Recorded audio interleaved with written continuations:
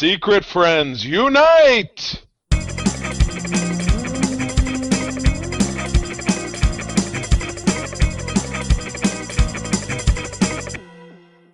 Welcome to the Secret Friends Unite podcast, episode 496. This is your guide to the geek side, and I am one of your podcasts, Todd Oxtra, also known as the terrifying Todd.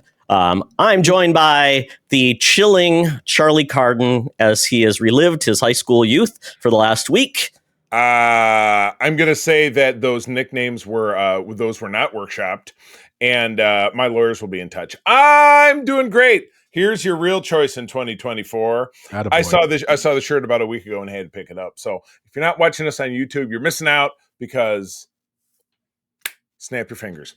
I'm good. And Charlie, I'm back, yes. you know, there's a good choice of you being one of the snappies. So 50-50. But you know what? If I'm lucky, it's my next door neighbors. Wouldn't miss them. No, you're left with the only people that annoy you. Your list is the only people that are left, Charlie. Sorry. Spoiler alert, I gave him the list. He's going to hook me up. I'm not going to tell you how I got the hookup. I don't think he has control. I think it's just random. Sorry, Charlie. I don't know. Sorry. I don't know. Yeah. I feel like there's a little bit more to it. But I digest. Yes. Had my 30th high school reunion big party last night, which I didn't think I would enjoy so much, but I had a good time. It was actually good to see some folks, and I'm old now. Todd, I know you living out of state. You've not made one of those probably. And have you ever been to one? Never? Not a one? Not even back. Yeah. Everybody I want to talk to, I can, and everybody else is on Facebook, so I know exactly what's going on. So I don't know what the point is anymore. Facebook. Yeah. All right. Well, you know what? You either dig it or you don't. But anyway, had a good time. And while we're yickety yakking, I believe we had. Can you think of a nickname for our special guest? Because I'm sure he's on the edge of his seat. Oh, yes, I can. So our special guest this week is a good friend, Jose Martinez, a.k.a. Chipotle Bear, from the Nerd Chat. So I'm going to say the Mauler, Jose Martinez. Jose the Mauler. I'll take it. That's very strong. Maller, like Chopping Mall, another horror movie. No, like a mall, Mauler. Like mall people. Like the Cocaine Bear. Got it. Very good. Yes. The cocaine or the Chipotle Bear, mauling others. Well, very good. Thank you, Jose, for joining us. Before we get into this, we need your geek origin story, how you became the geek you are.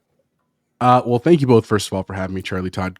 Pleasure to be here. Known Todd for quite some time, been on co-op mode with him and Mark, and now getting to meet Charlie for the first time, even though I've listened to the show for quite some time. So happy to be here to represent myself as well as the Nerd Chat. My geek origin story, I'll be honest with you, is very old. And I mean by that is like, I've always lived in a community of friends and family that have always supported my geekdom. Like they never made fun of me for it. I was never shunned for it. And so it's just always been part of who I am. I would say the earliest pieces of it were probably related to like the Marvel universe. As a kid, I was always just very intrigued by art, and I loved the covers of comic books. And so I didn't necessarily buy a lot of them, but not because I didn't want to or anything. It was mostly just because I kind of didn't know where to start.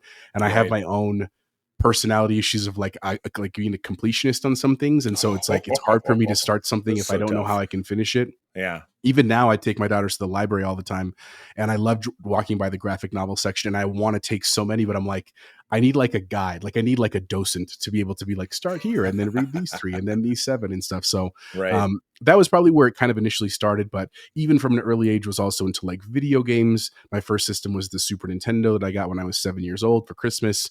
Super big fan of like the Ninja Turtles, and my mother, who I love very much and who always supported me in my geekdom, like tells the story of when I was a kid, when the initial run of the toys came out, that she was like in Toys R Us shoving other moms. So that she could like the Cabbage Patch doll. I mean, truly, like the scenes you see in like Jingle All the Way and stuff. She was like, no, I was definitely there, like pushing people out, because I didn't know this, and I mean, I certainly wouldn't as a kid, but she wanted me to have the complete first set, like when they came out, which like that's amazing. Wow. I have a mom there, and she found out that the Rat King, which was one of the figures in the set, there was only one in every box. That the chase figure in a wave. Yeah, that's exactly. It's still a thing. How could the Rat King not been more popular? And well, you think he'd be like Well, Shredder or something like rats. that, too, right? Was he like the Rat King like from SNL where it was 500 rats in a trench coat? I can't remember what the character was. No, he was like. the one that he kind of looked like a mummy. Like he was brown and green and had bandages. Yes.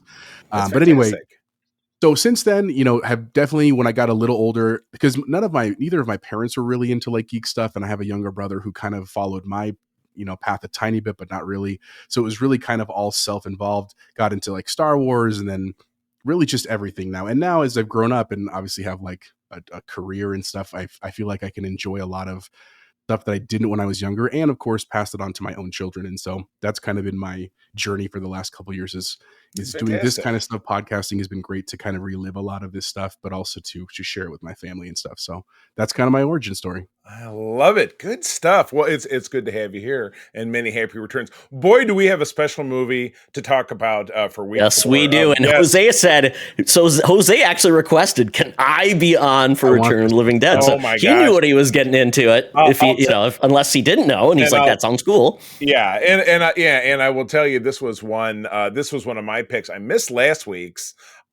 Which was that another Heritage movie? I didn't end up listening to the episode because it was a 78, the Fury, Charlie. It was you should watch it just because it's so ridiculous. It's another ridiculous horror film from the 70s. Yeah, we have been on a streak, and I know we're finishing next week with like a serious new release horror film. So that'll be interesting. So a lot of schlock and then a very serious movie next week. But anyway, not to put the cart before the horse, before we get into talking about that and great news from New York Comic Con, which is wrapping up today as we're recording, we, as always, love to pay homage to the wonderful people on our Secret Friends Unite Patreon. Love these people over at patreon.com/Secret Friends Unite. Exclusive content, early shows with no ads. And it's for as little as $2 a month. And that's after you spend a week with us for free. Free 7-day trial over there at patreon.com/Secret Friends Unite. Great folks like my pal Derek Trevelyan, the figure dude, Francie, who's my wife's hairdresser, our good buddy Luke Laura, aka Xbox Expansion Pass, and my awesome uncle Tim Horan. Very grateful for those folks. Also on our Friends with Benefits level, John Sdorf, the Phoenix Sisters Entertainment, Kelly and Crayley, lovely ladies, Brendan Myers, Corey in HD, and Matthew Keel, and last but not least, the cornerstone of it all, and also Patreon contributor, you and Todd, you and Mr. Nice do a program together that's been coming out. The Nice family over there in the Twin Cities, Sean, Stella, and Henry, we are grateful for all of you. And again, Todd, you're going to walk me right into this next section. I'm going blind, but that's okay. I can vamp for a little while. But anyway, patreon.com/Secret Friends Unite. And try us out for 7 days. I think that you'll like what you see, and you might want to stick around. And apparently we are skipping our next section. Todd, no, we are not. I've been saved by the bell, Charlie. You've been shaved by the bell. I don't know how that works. I did shave. So saved by the bell. I did notice that we were missing somehow a cover this week. So, I'm really fast. You go ahead. You obviously, is key deal. Please. So we got this covered this week. DC Comics. This is from June of 1965. This is one of their romance comics. 12 cents got you this amazing comic. It says, what strange spell had Lila cast over the one I loved? What mysterious hold gave her the power to turn him into an obedient puppet? And then we see a man at the bottom. It says, I do love you, Benny, but I can't stay away from Lila. And then we get a picture of Lila as the puppetress, as she's basically controlling the strings. I got it figured out. There's only one person who this can be. The purple suit is the dead giveaway. That is Bruce Banner pre-Hulk. That's what I'm saying. In a DC comic? In a DC comic. Can you believe it? Synergy! Wow, that's a twist. I know. And I will let you know, on the back cover, you could send away for more glamour wigs. So maybe I should look into that. $4.95, Jose, now, for a glamour wig. It was 1965. So any Beetle wigs in there? Or is a glamour wig just like one style? Oh no, there's plenty. I can even put that in the chat so we can all see the wonder of these glamour wigs. So Jose, 1965. I don't know. Were your parents even alive in 1965? You're a little bit younger than I am. They were 59 and 58 were my parents, so they were very young. They were like 6 and Okay, 7 so this years could have old. been your parents' first comic for all we know. Okay. Right. A romance one. Exactly. Yeah, it fell off. It was in the barber shop, because of the glamour wigs. The ladies would get their hair done on those big old like domes that would come down. Right. And then they would read a comic for the kids if they'd bring kids along. So in regards to the glamour wigs, there's 5 styles and 10 attractive colors. And I don't know if they have individual names. They have numbers, but no names. So I mean, they're all a bit different. Yeah, it's a mix and match. They do have 2, 4, 6. They have about 10 or 12 selections. The last one is black with gray streak. That's awesome. That'd be the one I'd pick. Classy. I'd like that. So Jose, I don't know. You're a married man. You have kids, but I mean, have you ever thought that if you needed help with romance, that a comic would be the place you'd get it? I learned a long time ago that their advice comes in lots of different forms. As a very quick funny story. My babysitter growing up had a husband who wrote books that were kind of bizarre, like they were all very different. And one of them was The Art of Kissing. And so for our entire childhood, we had this book on the shelf called The Art of Kissing. And I was like, why do we have that? And they were always like, oh, it's Vicky's husband wrote it. We did it to support him. And I was like, that's weird. Like that's how do you fill out a book? Was it like a novella, or was it a big like a I mean, it wasn't like a massively long book, but it was like several chapters long about like the art of dating and all kinds of stuff. Oh, gosh, it's a little more expansive than just kissing. Yeah, hopefully not with hand drawn illustrations. I hope not. Surprisingly, I have a follow up to this observation that there was the Art of Kissing book. Was this really just a ploy because his husband was kissing a woman, like her husband was kissing a woman like out of the blue, and he's like, honey, I'm doing research, and then it turned into a full-blown book project. As a cover just from that one. I think they did divorce years later because of infidelity. And then he wrote about the art of divorce, which trust me, it's not an art. Or he's like, hint, honey, I wrote a book. Did you want to read it? That's not awesome. That's not great feedback to your spouse. I wrote a book about you to fix your problems. Would you like to read it? Would you like the instruction? I know how to fix all your problems. Yeah. Jose, does that book still exist in your house? In your parents' house? In my house. It might be at my parents' house. I'll have to look. We usually have on Sunday, so I'll be over there later. I'll see if it's over there. I'll let you know. I think that goes. I think you should ask that for that to be like bequeathed to you. Yes. I will. If I find it, I'll send you a cover. I'll send you a picture. Yes, please do. That sounds like a wonderful shareable. But interesting. DC always blows my mind with all of these romance comics, and I know Marvel did some as well. But DC is an older company. They've been publishing longer, so I assume then they did Superman's girlfriend Lois Lane and his blah blah blah, and Millie the Model was the Marvel equivalent, wasn't it? Wasn't that the big one? Yeah, so I think there was another one too. Patsy Walker. Yeah. Patsy before Patsy she was Walker. Yeah. But obviously, again, like anything at all, if nobody was buying them, they would have died a quick death. But because they were around for decades, somebody was digging them.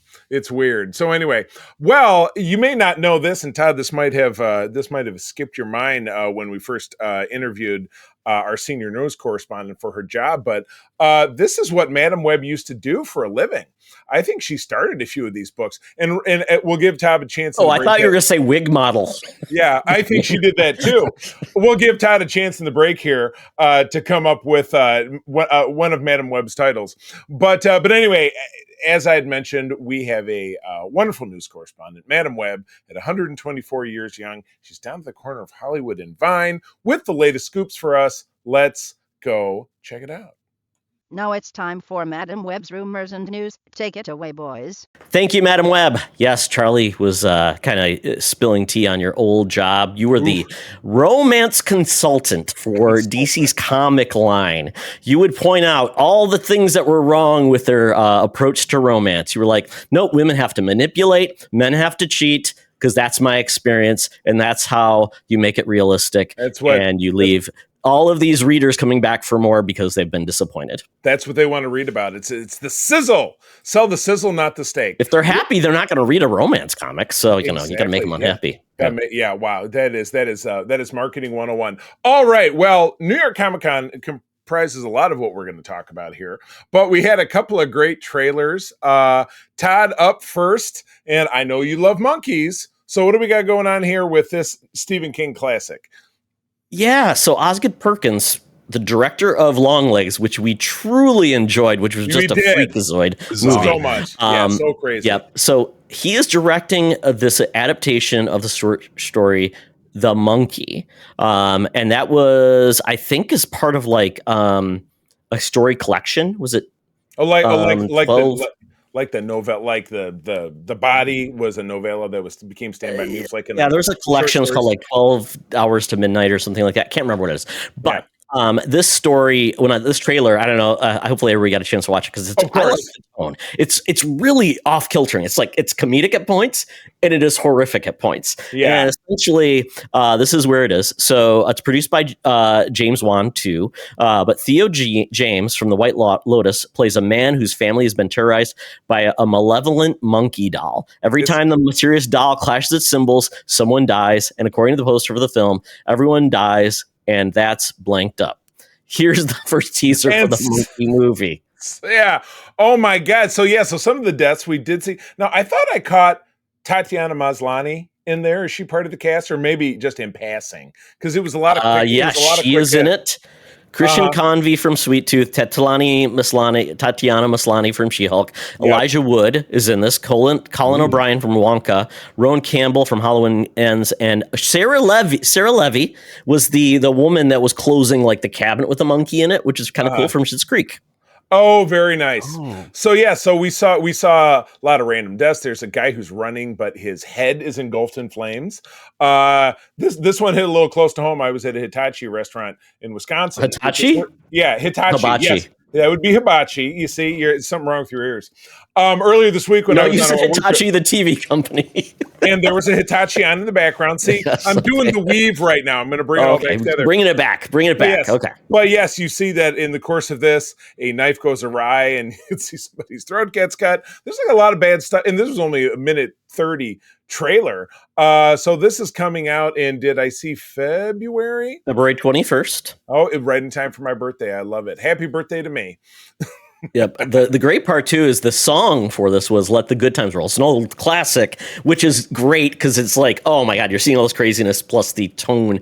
So, Jose, I'm not sure if you're a Stephen King fan, but this is like the classic monkey paw thing. I dug this. What do you think? I mean, I'm a big horror fan in general. Like, that's why I was thrilled to be here with you guys today about this. But you know what one of my biggest shames is? I've only read exactly one Stephen King book. I've seen almost all of his movies, but the only book I read was The Eyes of the Dragon, which is one that most people have literally never heard about. Doesn't even ring a bell. No, my wife is a massive fan, but we're real bad at reading books. She read them all when she was a teen, a preteen. But yeah, every time we pick up a new book, it's like I'm on the screeners reviewers list at Simon & Schuster, so I get these Star Trek books. And I'm really just trying to make time to read, because there's going to be good, there's going to be bad, but I will read a bit of it, and I want to make I want to feel like they're getting a good investment in me, that I'm delivering the goods. But it's tough to find time to read. Todd, I know you're a read and fall asleep kind of guy yourself. Yes, the last book I really got into because I wanted to do it was Halloween. It was this not Darkness Falls, but it was a cool Halloween book. But yes, it was short and it was great because the chapters were short too. Because I'm like, well, if I'm getting sleepy, at least I can commit to a chapter a night before I go to sleep. Probably shouldn't read at night. Maybe that's the thing. Maybe I shouldn't read at night. Maybe I should read like sitting up on a chair. Like maybe that's the situation. Reclining is death. But Jose, what was the book that you read from Stephen King? It's called The Eyes of the Dragon. It's like a medieval. Oh, it's more fantasy, right? It is, and it's very bizarre, and it was definitely not appropriate to read when I was like 9 years old, which is when I read it. Oh, geez, no, I don't think so. But nonetheless, I've always sexy fantasy. There's definitely a couple. There's some words that stick out of my mind, even in today's life. Okay. I thought this trailer looked awesome, man. Like I'm especially after seeing Longlegs, and like Nicolas Cage, fantastic in Longlegs, and like it was a creepy story. I was like, I'm in. Totally. Like I can't wait for February. It's right around my wife's birthday, which I don't think she's gonna want to go for her birthday, but we'll find some time in there to go see this. So I think it looks great. Todd, I remember, speaking of that time frame, it was 2 years ago, because April and I were on the first of the 2 Star Trek cruises we did, that the Cocaine Bear came out. So I guess the third week in February is a great time to crank out like a really horrific movie like this. So I'm down. Viral or something that'll get an audience in. It's a dead time, yeah. Because I mean, you got Valentine's Day. That's one week, but the week after Valentine's Day, maybe you've got to promise that if you do something romantic for the spouse, they will go to this crazy movie with you, and you're the quid pro quo. Absolutely. Well, cool. No, I'm looking forward to this. So okay, so the Russo brothers are in bed with the Netflix people because who hasn't been? And they produced, was it The Gray Man? Wasn't that was with Chris Evans? I think I saw that one. I don't Chris think I Evans remember. And who was the other? Was there another Chris in that? There was two. No, it was. a Fall Guy. Who's the Fall Guy? Ryan Gosling was the other one. Yeah. Was okay, he? not one of the other Chris's. Not one of the. Okay. No, I didn't. I wasn't crazy about it. I don't know if anyone else thought it was great, but anyway, they're back. And again, the Russos are great. They gave us the best of the MCU, in my opinion. I mean, I love Infinity War and Endgame. But bring Marvel back movies. A familiar face. So you got, yeah. So yeah, they are good at Marvel, and they're coming back again. But yeah, their new project, which is coming out in March, so we're talking also a little bit further down the road, is called. This looks like adorable. It's called The Electric State. And we do have a Chris in this one. So Todd, that must be what you were thinking of. It's a Chris, but it's a different Chris. We got Mr. Pratt, Star-Lord, Star Prince, Star Munch, and somebody who's destined to end up in the MCU eventually, Millie Bobby Brown, who is now, she 20 or 21?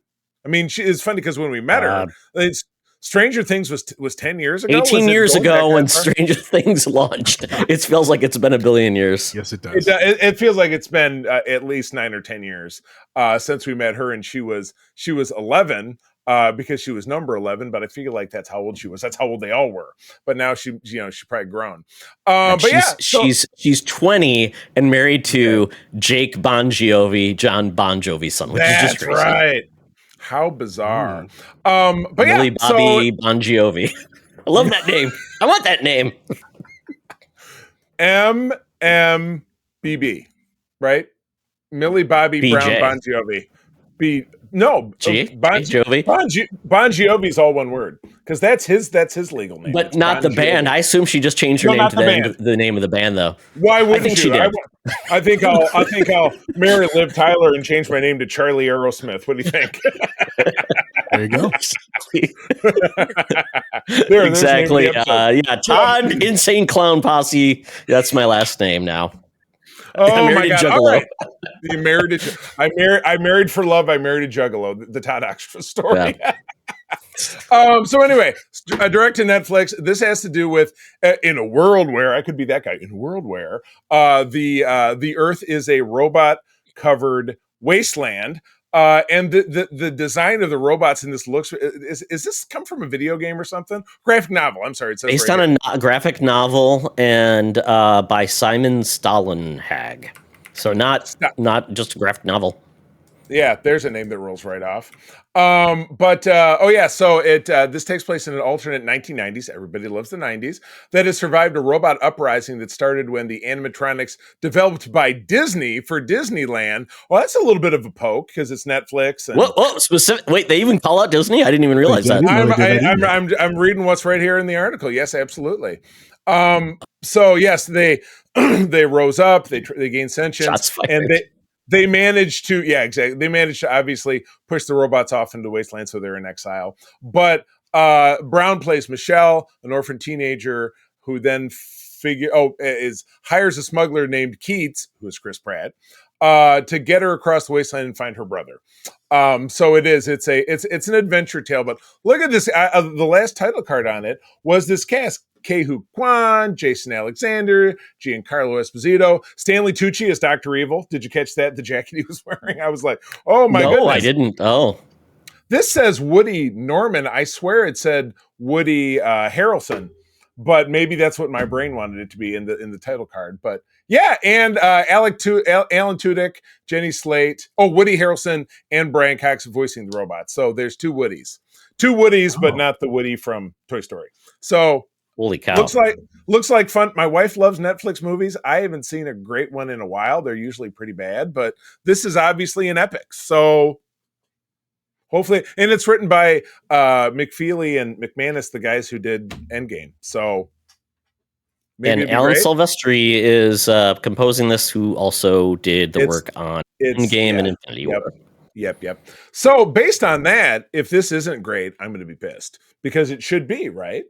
You know, robots, but it does it as a cheeky tone, as you'll see, I think from that, like, you know, that last shot where one of the robots is carrying our two protagonists in a VW bus walking across, and they come upon a settlement that starts firing refrigerators at them in a catapult. I said to turn to April and I said, Indiana Jones might be in that one. But alas, he didn't fall out. And he falls down, and the robot who does that a bong gets hit by another one. It looks cute. It looks cute. I think the animation looks great. Like the robots look like cartoonish, and Jose, feels like these look like robots out of like Cuphead, where they're just definitely like feel like that was that's what I was thinking of. It looked very video gamey. Yeah. I don't know. I mean, like we said, the Russo brothers outside of the Marvel films, their quality has been and maybe it's because they didn't have like Marvel like there to keep them reined in. Netflix probably said, "You got a free blank checkbook. We won't edit you. We won't constrain you. Just spend all this money." And that's not always the best situation. So maybe, usually never. I mean, it's got good talent here, and it's based on a graphic novel versus an original property. So this could be really cool. I like Millie Bobby Brown. She's great. Big time. Agreed. Now that she's did you see Damsel with her on Netflix, Todd? I think I did not, but I did see her in what was it, Nola Holmes, which I really liked. I like that too. Yeah. Damsel was fun. It wasn't amazing, but it was a fun like 90 minutes to meet something on in the background.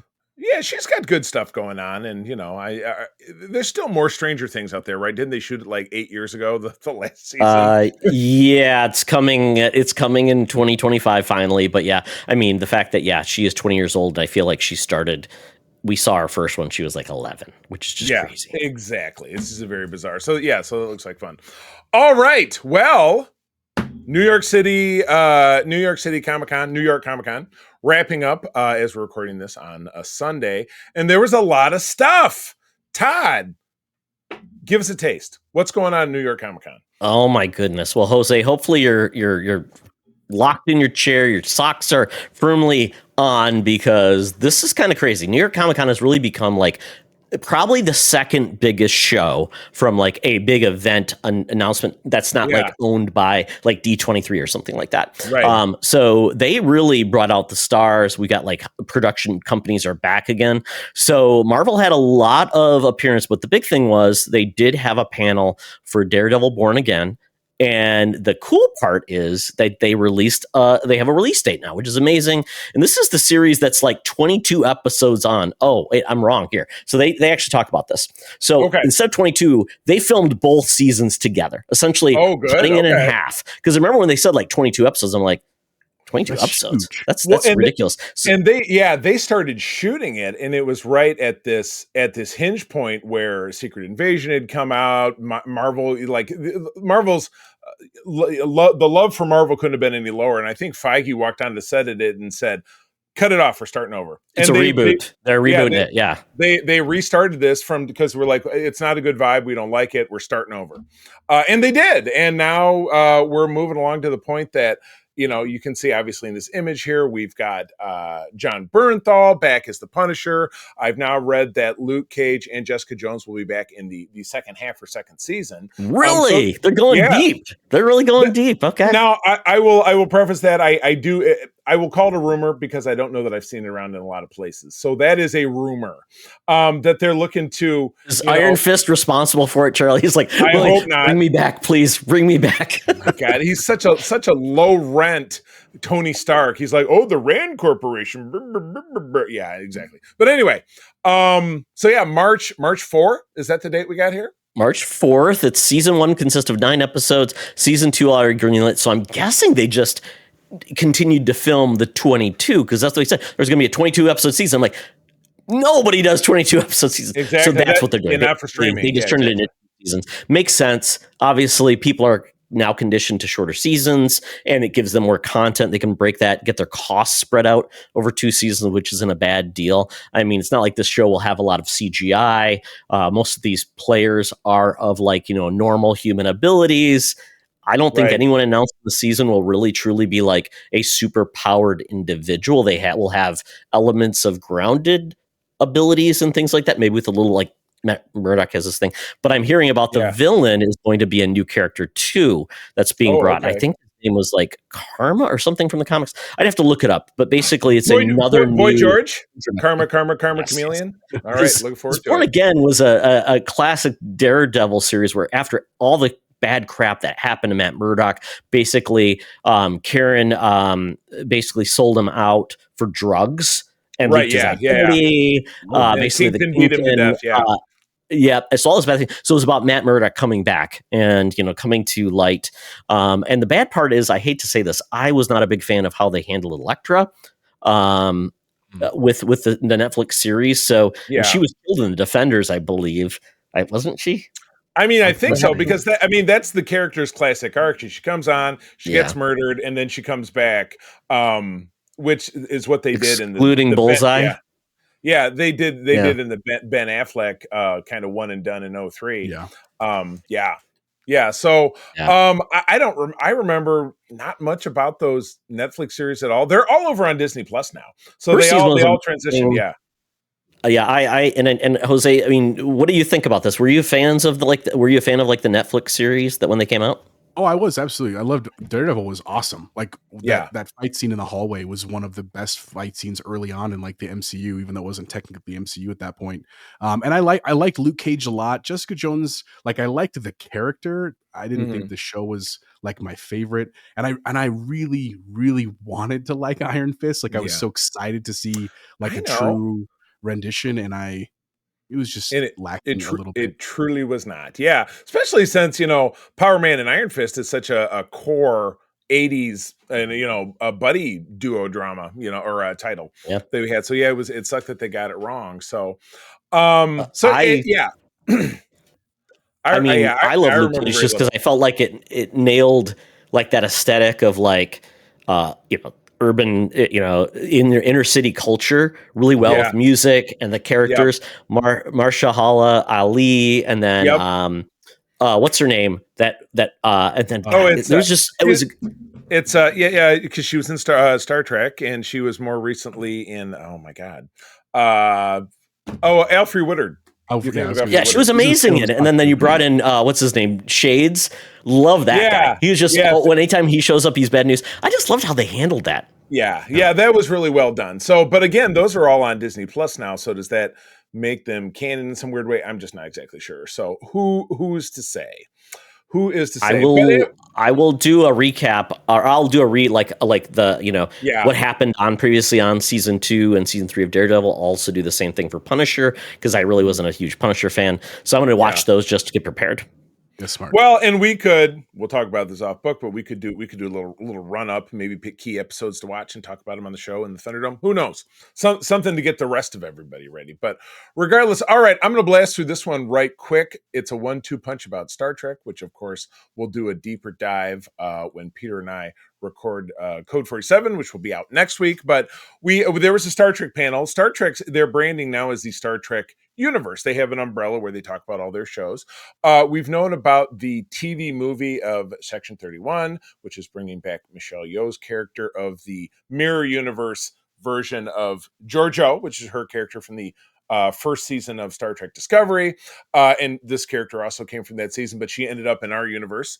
And now she is still running with Section 31, which is the very shadowy underworld deep cover Starfleet bit, and this will be a 2-hour film that we are getting on. It was great. I correctly guessed when we would be talking about this on the show, so this will be at the end of January, and it comes out on a Friday, which is weird. That was usually Star Trek drop dates are Thursday, or Thursday or Wednesday. So I'm looking forward to this. Todd, you were a Discovery fan, and I know you're a fan of her. So thoughts? Cannot wait.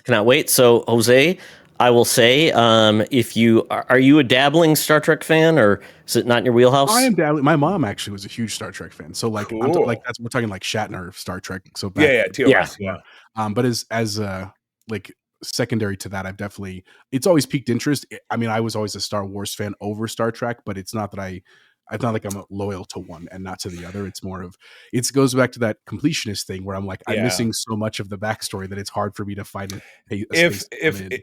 If and I'm not knocking on you, but people who call, because in my wife and I used to run a fan club chapter and we would work cons and stuff, and people will come up and say, "Well, I really like Star Trek, so I can't really like Star Wars." I just find that so maddening. The franchises are really, they got the word star in them. Exactly. That's kind of where the similarity ends. What space fantasy versus space fiction or military space, military fiction. I don't know, but anyway, that's always a rub for me. So I mean, if you have Paramount Plus, I don't know if you have it or not, but I'll tell you, if you do, there's a lot of great entry points right now. If you like a little more comedic, there's Lower Decks, which if you're a fan of the TNG and more of that era, there'll be some touch points. If you're a fan of like just a new entry point, Strange New Worlds, it feels like TOS with really cool modern technology, really good storytelling, and it's like the beginning of Star Trek, so you don't have to feel like you have to do homework. Discovery is a cool check-in point with a different type of cast, and then and they've gone through different eras, which is kind of cool. And then with this show, Section 31 is the fact they're doing a movie with essentially like black ops of Star Trek, which is pretty cool. Which is neat. Yeah, and then Starfleet. I mean, then Charlie's going to talk some other. So if you're curious, I mean, Charlie is your go-to guy for all things Star Trek. So if you have curiosity, he can definitely hook you up with like recommendations. But I think he hit it on the head. Strange New Worlds, which comes back in early 2025. That was another one of the bits, is that we got a extended clip from the first episode of the season, which was a cliffhanger that we saw in summer of last year. So because of the strike, we're now going to be 18 months out. But moving it forward, Todd had mentioned Star Trek Discovery. It takes place in two eras. It takes place in the kind of quasi-TOS area, and then it jumps forward into the distant future of the 32nd century. I get so mixed up. But anyway, it jumps 1,000 years forward at one point.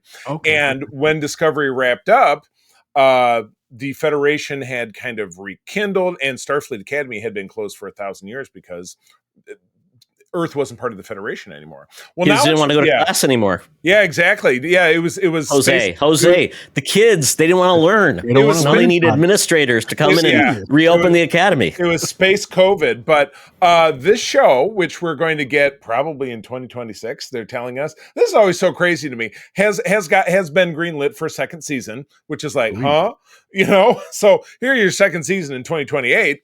But the cast, it's got a cast of superstars.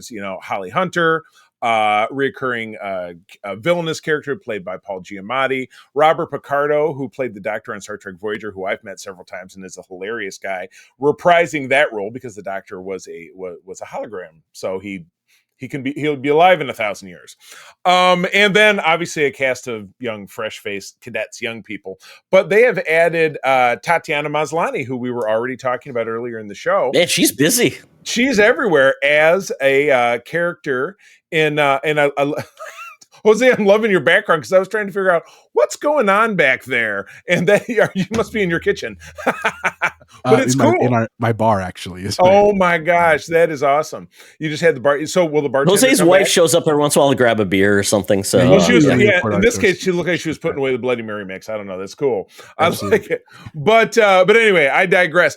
Also, I think would be a great entry point when this show comes out because again, you're starting in a unestablished time period that what happened with Discovery may or may not play much of a role, though some Discovery both regular cast and recurring may show up in this. But yeah, I'm a big fan of Tatiana. We watched She-Hulk again recently. She's fantastic. I know some people really hate that show.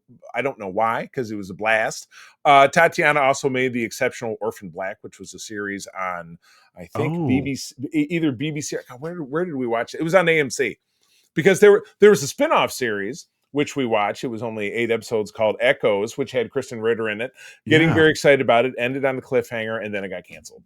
So, but Tatiana Maslany didn't show up in that one, so I digress. But anyway, this is continuing to be produced, and they produced it in Toronto at Pinewood Studios, which their stage was redubbed the Star Trek Studio. Do they do the derbies there?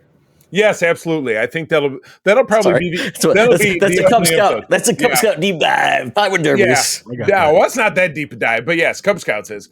So this was cool, and again, We did get that extended clip of the first episode of the third season of Strange New Worlds.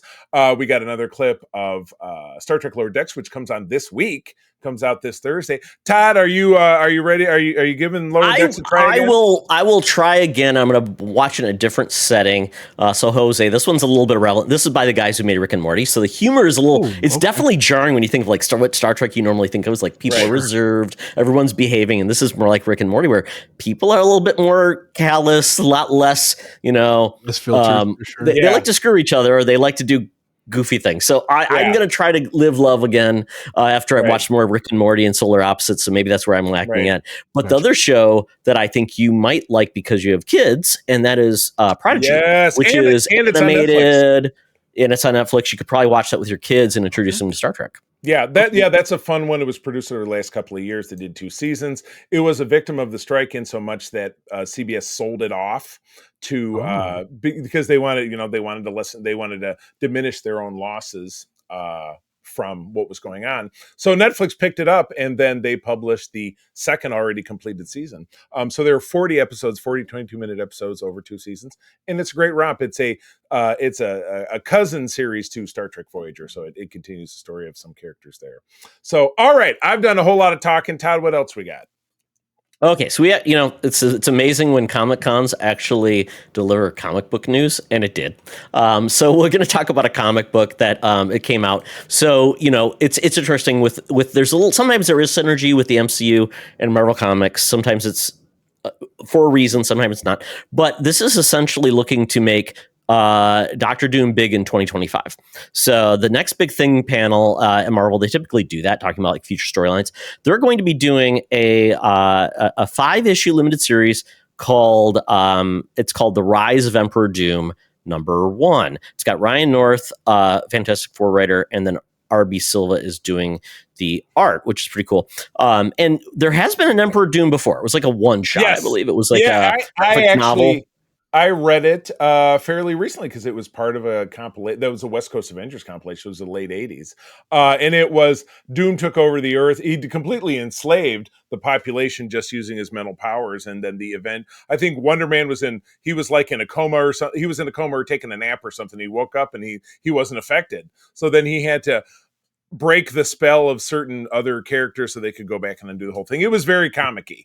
But yeah, it was. Yeah. And Wonder Man is one of my favorite Marvel characters, so I really dug it. Yeah. Doom is a very unique character because you think of only as so a lot of people only think of as like a man of science where he does all this stuff, but he's also very mystical because of his mother and some of the things he's had team ups with Doctor Strange to basically bring back the soul of his mother from Hades, which is crazy. But essentially, this is dealing with the fact that he is now become the Sorcerer Supreme. So basically, he not only is Doctor Doom, but he's also got the powers of Doctor Strange. And then this will usher in a new status quo for the wider line of Marvel called One World Under Doom.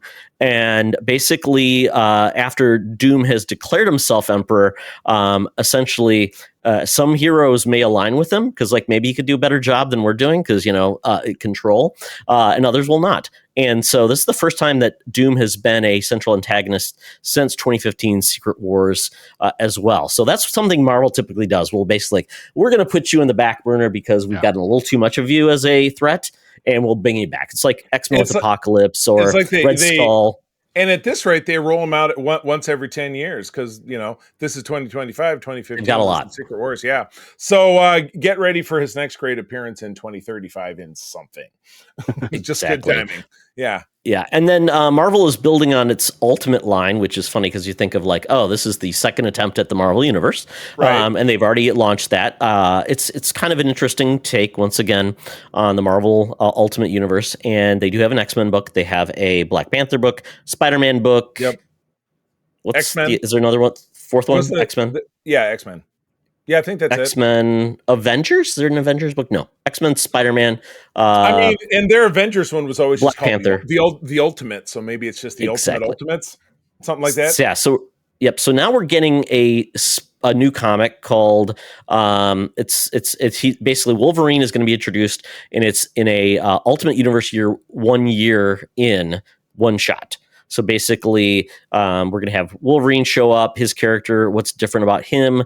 And if you see the comic illustration, it's pretty cool. It kind of looks like a starfish on his uniform, but it's got a full face cover. It looks cool. Black and red is a cool mixture. Yeah. And then it's very different in a character that is celebrating his 50th anniversary. It can't just all be yellow and blue. You know what I mean? You gotta mix it up. So that's cool. Yeah, I mean, we had the black and brown. Now we got this, and there was a black and white version too, with X-Force. And then apparently we're getting another new character. Power Man Timeless is coming for 2025. Yeah. Nice. 5-issue spinoff from last year's Timeless one-shot. Luke Cage from the future travels to the present to deal with a new threat. That's a new take on Luke Cage. Luke Cage has not been a time traveler. That is really interesting. He's just usually beating up hoodlums and saying "Sweet Christmas." You know, he doesn't get into the time travel and stuff. Yeah, exactly. So these are kind of interesting entry points for. I always think the limited series, the new series are always a good entry point for a lot of people. I'm a big fan of the 5-issue limited series because Todd and I read them on a Patreon that we do called Spinner Rack, and it's great because you can chew on. You know, you have a smaller investment in time. You're starting from a very good spot where you're like, what the hell's going on? It's all very very quantifiable, and if that series is successful, they move on and do another one. But it's not like, you know, Marvel just launches a series out of nowhere and it drags along for 7 or 10 or 14 issues and then it gets canned and you're just bummed because they overestimated the audience. So yeah, I like that. I like that a lot. Yep. So Jose, if you, like you said, you were talking about struggling to find like the entry points.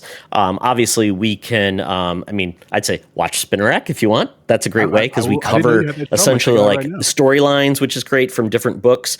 But I think another way that makes it affordable for you just to try something to see if you like it is either Marvel Unlimited, DC Infinite, or Comixology Unlimited. Comixology Unlimited is actually probably the best entry point because it gives you DC, broad, Marvel, and then Image and other titles. So you can get like Teenage Mutant Ninja Turtles. You can get a lot of different books.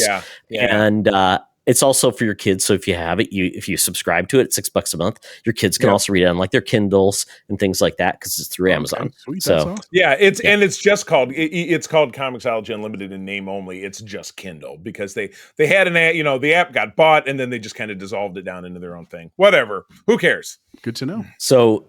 And then typically it's not always new books, but I will say this: you can also buy comics through Kindle, and if you have Comixology Unlimited, you save 10% too, which is a very nice opportunity to not have to feel like you're spending all that money. So if you're interested, let us know if you have questions. But I don't know if any of these are interesting to you, especially as Doctor Doom is going to be a big part of the MCU, and maybe not knowing a lot about him. Maybe is this an entry point? Yeah, absolutely. I want to know where the Fantastic Four have been up to. Like, I know obviously like the classic historical stuff. I do the first series of like the movies and stuff. So definitely intrigued by the Doctor Doom story that's coming up for sure. Yeah, good deal. And Todd, this next one's all for you because you're the DC Vertigo dude. But Vertigo was an imprint from back in the 90s, wasn't a little edgier, if I'm remembering correctly, from DC Comics. So there's two parts to this story. Basically, DC Comics, Vertigo Comics is coming back, which is great. Vertigo is essentially the mature line of titles, not just from like sex and violence, but also like they were telling very, a lot of times difficult to get into type of stories where it was like more advanced. Think of like, going from like reading a pulp novel to like, oh, here's literature. So it's kind of like elevating writers to cover different things. This is where Sandman came from, Neil Gaiman. This is where Grant Morrison, Neil Gaiman. I'm trying to think of some other big writers that came in and reinvented like Swamp Thing. Yeah, didn't Watchmen come from this, or was that earlier? No, but I would say Watchmen was probably a precursor to Vertigo, because it basically said we can tell very mature storylines, but having them against DC makes it a little bit harder for like kids to understand what for parents especially too. So they said, let's just make a line for like books that are a little bit more mature for as our growing audience is growing up. We want to tell more detailed storytelling, more things. So that's where Vertigo came out of. It was a really good imprint. They had their own editorial. They took chances and they were all mature books. And It had been around for obviously decades, and that's where Preacher also came out of that line of books. Just a great line of great imaginative news stories. Unfortunately, DC has been through some hiccups through their management. Now Jim Lee is head of DC Comics. I think he feels like there's an opportunity to now bring back Vertigo and tell mature storytelling. They have been using the Black Label line, which I don't think has worked, because it's been like, oh, we're going to make like huge magazine size comics. We're going to do like things, and nobody truly knew what the Black Line label truly was. So I think bringing back to Vertigo to tell those type of stories and potentially incorporate like Batman into it, because previously Vertigo, you might get Batman in a book, but it was not like a core thing, or it was very weird. So maybe they'll allow Batman to have Vertigo stories going forward, because that would be really interesting. That'd be The awesome. Swamp Thing became a Vertigo book when he was a DC core character. Batman after dark, the after party with Batman. Yeah, Super I like dark. it. Exactly. Yeah. So, and then one of the new books is going to be The Nice House by the Sea. This is kind of like a horror book by James Tynion. So that's going to be the first ones under the Vertigo label. And another spinoff we're getting, which is pretty funny, Peacemaker presents the Vigilante Eagly double feature. So if you are a fan of Peacemaker, the current take of the TV series that has only been out for one season, but no one's coming back, this is actually being overseen by James Gunn, because he owns those characters. He made them come to life. So that's going to come in as well. That's going to be very adult, 5-issue limited series. I love this. We're also getting DC Monsterverse crossover. So we're essentially going to have Justice League versus Godzilla versus Kong 2. So essentially Justice League versus the Monsterverse. I love this.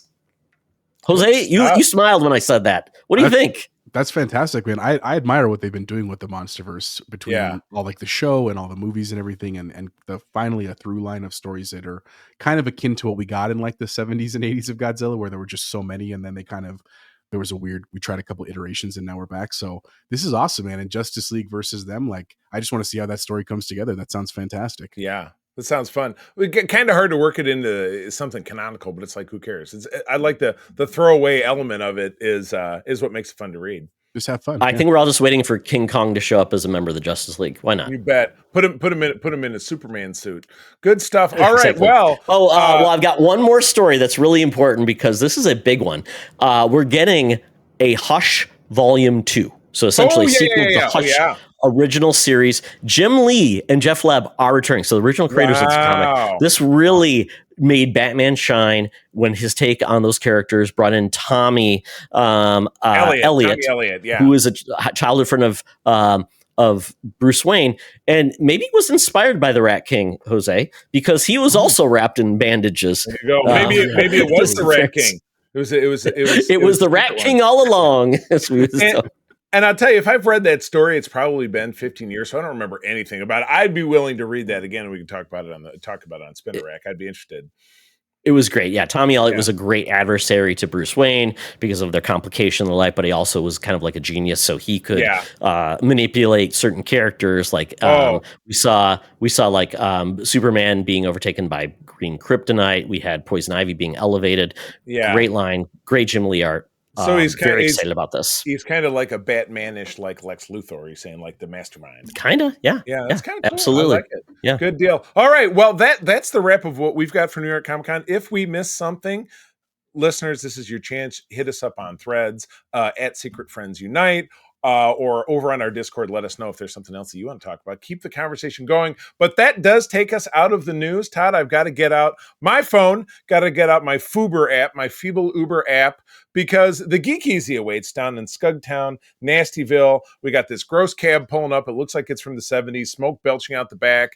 It smells ungodly inside. That pine tree air freshener is not helping out.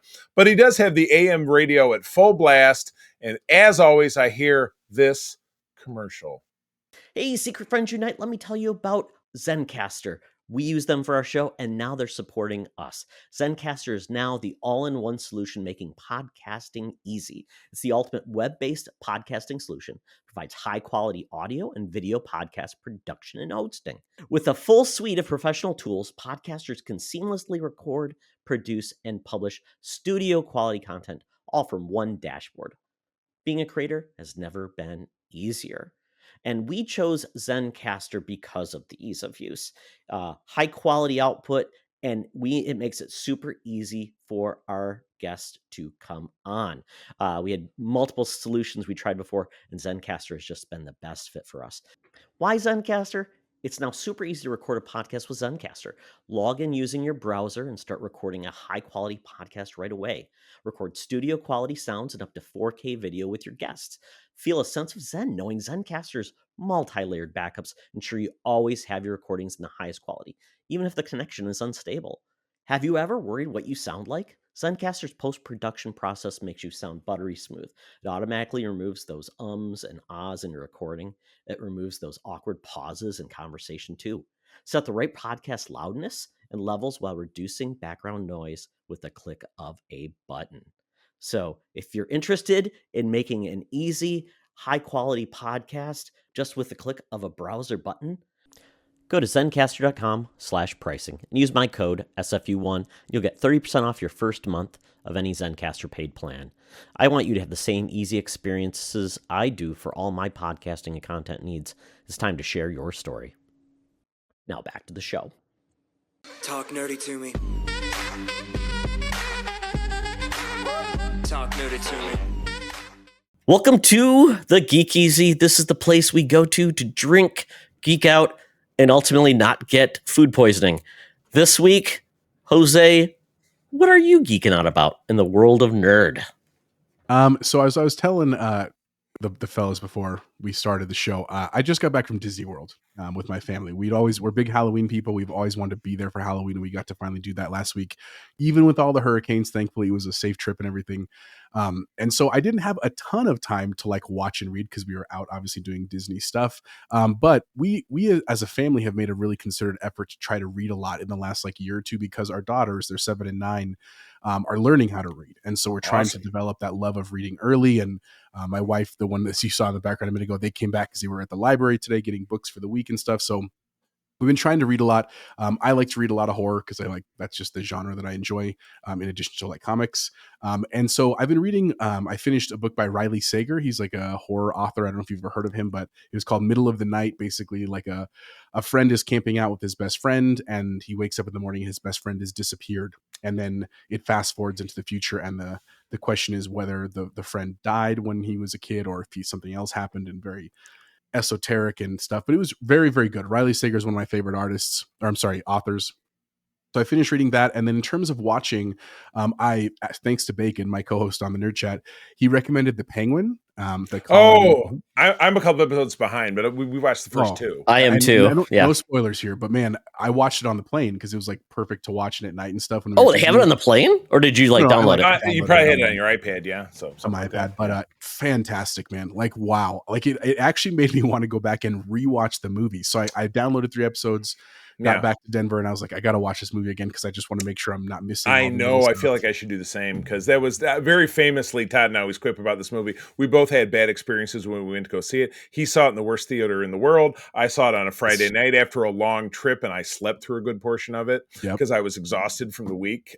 So yeah, I feel like, Todd, that would be a good one to for us to watch and talk about again at some point. Maybe the next time something big Batman comes out, we can cover that one again. I think so, yeah, because we're hearing rumors about the Batman 2 and who potentially will be like the villain for that and when it's going to come back. But I think it's really cool, Jose, that the series, the fact that it is launched right after the Batman. Right, yeah. I don't know. And I've only watched one episode, but has there been any other mention of the Batman?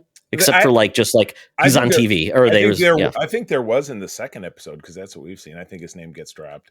I mean, it's very loosely mentioned. Like it's obvious, it is literally the same universe. Like it very clearly takes like place the same week, you know. Yeah, it's literally days after the movie ends. So it's literally right there.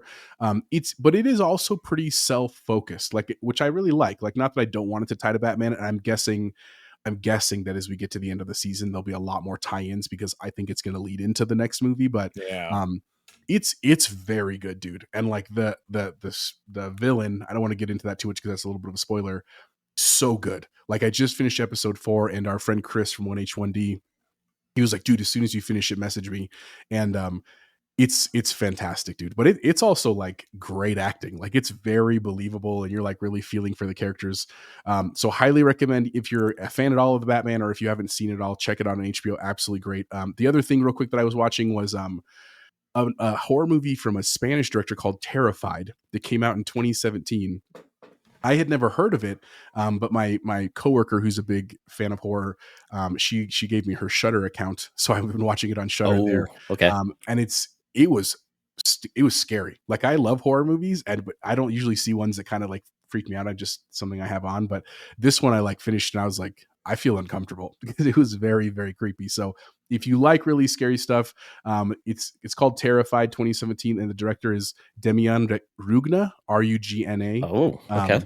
But very, very good, man. Worth it especially for a spooky season, a good one to check out. So that's what I've been up to in the meantime.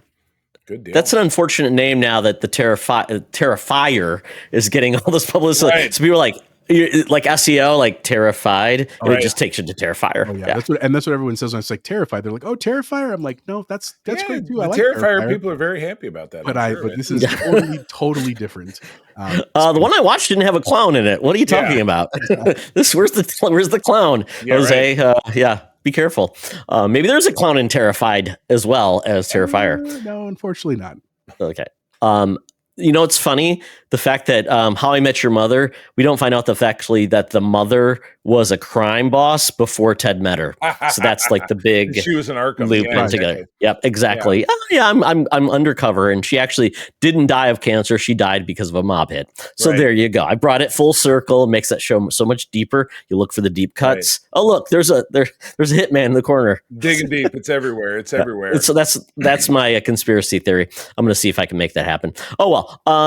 Last episode, I talked about finally seeing Smile 1. Yes. Which, Charlie, I know you've seen. Yes. Jose, have you seen Smile? I have.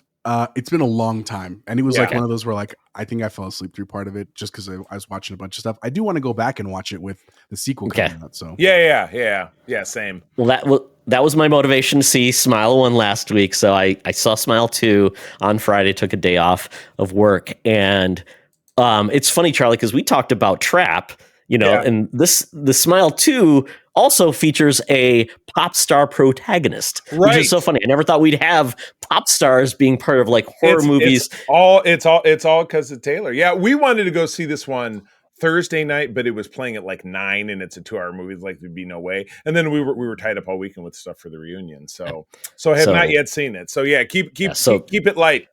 This will be spoiler free, but I will say the cool part about this movie is you saw Smile 1, which is essentially Smile 1. I talked about it. It has a very unnerving ending is the best way to put it. Smile 1. Right. Smile 2 is opening. Let's just put it that way. It's opening 6 days after the last film. So it's a spot on, like very Penguin, fresh. like it's right. Yeah. So if you know that, you know what's going to happen. So this movie opens up, has a fantastic opening. That's all I'll say. It's really, really good. And then it leers into a pop star kind of as being the main protagonist of this movie. And I loved it for what it is. But these movies, if you're anxious and you're feeling like you have issues with like feeling like you're going insane. Yeah. And not knowing what to trust. But I tell you, this movie does a great job of it. It's also, if you are paying attention to certain things, you'll be in on it, which is great. Because I'm like, okay, I know it's up because I noticed that. I don't know if other people are too. Yeah. So that was great. And then where this ends, there's no end credit for either of these movies. The director, which I love, he says, I'm letting the movie talk for itself. I don't want an end credit. I want you to not know what's coming next. I don't want to clue you, and I just want you to be left with, oh, what does this mean? Kind of like the first movie. What does that mean? And that's exactly what happened. But wow. It is really unnerving. I think they upped some of the horror elements in this, and just like it will definitely be prepared for it, but definitely go see if you can in the theater. It's really, really, really good. It's funny when I went to go check in, it was a Friday at 1 p.m. So of course, who's really going to be there except for and it was MEA weekend in Minnesota. We have this where basically it's an in-service for teachers for 2 days, but basically families decide, oh, I'll just take the whole week off. So it's become like this 5 weeks after school starts, it's a vacation. Minnesotans go to Florida. weird. Makes no sense. Right. So unless like people are going for MEA to watch a movie with their kids, no. Yeah. The one woman says, "Oh, you're the one seeing this movie." So I was the only one. The one I'm like, "Oh, I'm special. I'm the number one special one." Yeah, that's awesome. Well, that's cool. Exactly. And it's funny when you do see a horror film at times, it's like, and you're kind of like not sure. I'm always like, okay, is there going to be someone in this movie that's going to try to kill me? Like, is it like, am I living in a horror film? Is there anybody behind me? So I checked it out. I saw no one at any time. So that was good. So I survived. And I've not smiled once on this podcast, so I won't infect anybody here. So I just want to put it that way. Stop. So yeah, check out Smile 2. It was a blast. That's good stuff. Yeah, I think we have to go see Venom this week because we're talking about it next week. Oh yeah, Venom. Yeah, so Eminem says it. Venom. All right, Todd, you got anything else? We good? We rolling on? I don't want to cut you off. I'm sharing what you watched first. One of the episodes. Very good. Well, I'm gonna. It was funny. I was away for half the week, and my stupid Roku didn't work on the hotel TV, so I didn't really watch anything while I was gone. But apparently, I've watched a lot of stuff since I've been back. So I'm going to do some quick bites. We talked about Hysteria, which is on Peacock, and we've watched. We've watched more than just the first couple of episodes, but we talked about it on our show several weeks ago. Cool, set in 1990, I'm thinking. So 1989. Yeah, it's 1989. Yeah. Yep. Exactly. So, I mean, that's a popular bit where to set things now. So we've got, and it's set in, I love it. And of course, with me, I'm like, oh, they set it in a fake town in Michigan. Where is it? But it was great. The town is called Happy Hollow. And the establishing shot of Happy Hollow has a highway sign that says east to Detroit, I-94. So I'm like, and as they go through, they kind of make you think it's pretty much Ann Arbor, or it's very close to it. So it's in that kind of southeast middle quadrant of the lower part of the state. So that satisfied the geography. It's in Heartland, Michigan, Charlie. Heartland. It's in the bucket. Heartland. We used to play Heartland. We always play Heartland in college football. Yeah, and this one is definitely the era of like Tipper Gore. Right. Advisory labels, Jose. This is like, it's loving it. But the cool part about this movie, it's got Julie Bowen from Modern Family as a mom. You've also got Bruce Campbell as the neighborhood cop. Yeah. Who's the dad, Charlie? He's a familiar actor too. Familiar. The only other really big name is Anna Camp, who is in the Pitch Perfect movies, and she is the Bible thumper church lady. Oh, yes. That's what this movie is. It's about satanic panic. There's a kids band, and essentially, say that again. Like D&D, when D&D was coming out, and everyone was afraid of that. Kind of like that. This is more like satanic lyrics, and Ozzy Osbourne playing the records backwards, and the devil messages in it. Yeah.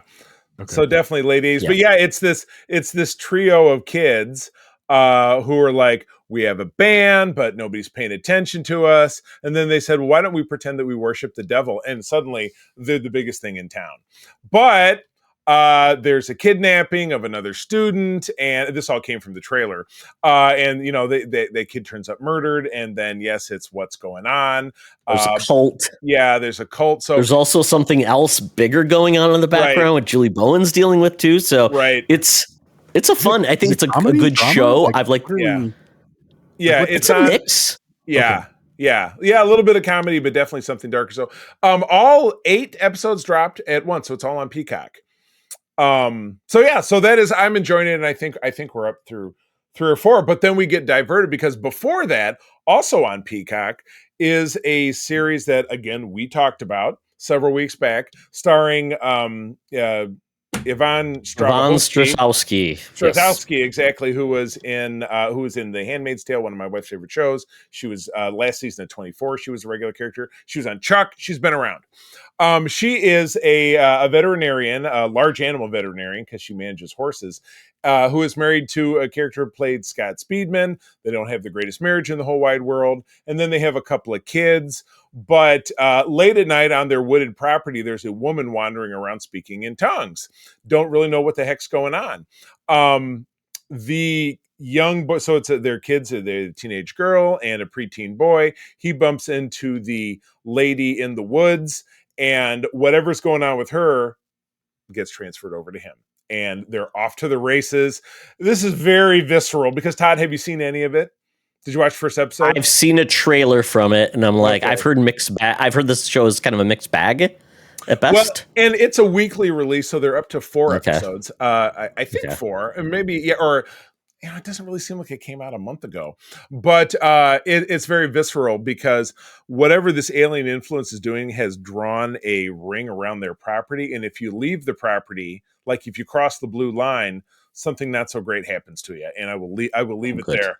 Yeah, it's very visceral. So we were sucked in right away, and it's one of those like this versus Hysteria, where they drop all the episodes so you can just keep cranking through them. But when something's a weekly release, it's like, oh, it sucks, when that's the way it always was, but we get so attuned from the opposite of it. So so Todd, I would say tune in, but you said you've heard a little bit here, a little bit there. That the reviews have been like it's basically doesn't deliver on all of the questions it answers. Yeah, or it asks. Yeah, well, the most recent, and again, because it's a weekly release, there might be more answers out there that we just haven't seen yet. Sure, I'm not sure. Super quickly, Todd, I know this will satisfy you. The last season of Young Sheldon finally came out on Maxx. Oh, thank God! Our national emergency, Jose, has been answered because Charlie's been waiting for the end of season Sheldon, Young Sheldon, to finally drop on streaming. Yeah, and it's happened. So Jose. Glad to hear it. You know what? Call off the cops. Call off the National Guard. We're good. We're good to go. Yeah, 14 episodes, very short, probably because of the strike. The last 2 episodes, which I believe were aired same day, is a heartbreaker. Because the series' purpose is fulfilled. His dad passes away. That's not a surprise, and it's handled in a very tough way. And the end of the series actually does have the return of the Sheldon we actually like, which is Jim Parsons, and then also Mayim Bialik as his wife, Amy. Because, Todd, you and I have talked about Ian Armitage, who was Young Sheldon. First, 3 or 4 seasons, he was fun. Last 3 or 4 seasons, you don't want to watch him because he's obnoxious. You know what I mean? Awkward teenagers. Nobody wants that. Exactly. Because it was Ian Armitage trying to act like Jim Parsons, and he was just, I'm sorry, he wasn't pulling it off. Was not pulling it off. So, and then we started just today. Superman and Lois is back. I believe it's the final season. You can watch that on the CW app. They are tackling the death of Superman. They added a wrinkle to it, which I did not see coming. And we were like 10 minutes. It was actually the death of Lois, not Superman. Well, Lois has been dying throughout the show. Todd, I don't know if you follow it, but she's struggling with cancer. Oh no! And it's kryptonite cancer. Maybe I don't rightly recall, but this season is intense. They're tackling the death of Superman, which they set up in the finale of last season. So they have the Doomsday. They have Lex Luthor, who's played by Michael Cudlitz, who is from The Walking Dead. He looks beard. He looks like an odd choice. He looks like a crazy biker, and it's funny. Either this episode or the previous one, they showed a flashback of him from 20 years prior, and he has a much longer beard, but he has the big pompadour hairstyle. It was kind of crazy. Yeah, it was weird. What's he going for? I don't know. Todd, have you watched any of the show? Is it like the Duck Dynasty executive look? It's that hairstyle they call the Van Dyke. But Todd, have you seen any of the show? It's good. Tyler Hoechner is Superman. I watched the first couple episodes of season 1. I'm like, this seems really good. It seems like a better CW show than we've gotten in a long time. Yeah, and very true. I just got removed from it. Yeah, I would. So it's good. And like I said, they tackle the death of Superman, which has been done a lot, going obviously all the way back 30 years to when it happened in the comics. But they put a wrinkle in it that I don't believe has been done in other places. So I think. Well, as long as Lex Luthor doesn't offer someone Skittles and puts it in their mouth, I'm good with that. Throwback. That would be the Michael or what's his name, Jesse Eisenberg. Yeah, by the way, which Luke Lore loves, and I'm like, how do you like that casting? How do you like that story? The Jesse Eisenberg one. Yeah, I mean, Todd, you and I like the Man of Steel, but there wasn't any terrible casting of that. But the Eisenberg is Lex Luthor. Yuck. All right. So anyway, sorry, that's Luke. a little bit. We love you, Luke. We really do. That was Yeah, that was a lot for me. So sorry, but yeah, I watch a lot. There's a lot of stuff going on right now. But anyway, that is the end of the Geek Easy. Time to skip out on the check yet again. I don't know why we come back here, but they always seem to let us in. But I've got out my Air Qantas app. Got to get that flight down to the land down under because Hologram Tina and the mutants are waiting for us. Week 4 of Shocktober with the classic Return of the Living Dead. Let's do it. Welcome to another edition of Thunderdome! Thank you, Tina. The mutants been gathered for a topic or a game to be entertained. And this week, it's Shocktober, week 4. We are talking about 1985's Return of the Living Dead. This is by Dan O'Bannon, Orion Pictures, RIP, distributed this film. No, wait, hold on just 1 second. Orion Pictures, much like I think Touchstone or how, like they're bringing the name back. So Orion Pictures is making movies again. It's being trouted out like that. But yes, it was one that died off back in the day. Okay. Yeah. Good to know, Orion. We're glad to have you back because that's Good a very classic logo intro that we remember. It's got like the thing. So it's a touchstone to kids of a certain age. This was a budget of $3 to $4 million, $14 million box office. So pretty good for a low budget film. Not bad at all. And this included some deep cuts with actors. Nothing you're going to really probably remember off the hand. Clu Gallagher playing Bert, James Karen playing Frank, Don Calfa playing Ernie, Tom Matthews playing Freddie, who was he was the hunk from Roseanne, if you remember that Steve Roseanne, which one is it? It's Roxanne. That was the Steve Martin movie. Yes. Beverly Randolph Tina, John Philbin as Chuck. A lot of unique like punks. But I would say the person that you're probably going to want to know who that is because of a certain scene is Linnea Quigley playing the character of Trash. Which, now, holy crumbs. Let me interject, because Todd, we've been trying to cover movies that neither one of us has seen. I had seen maybe 2 or 3 super quick snippets from this film. A Halloween party, probably here in GR before I moved back, was with a friend at the party at their apartment. The TV was on. This was playing, and I saw that scene, and I was like, out of context. I saw the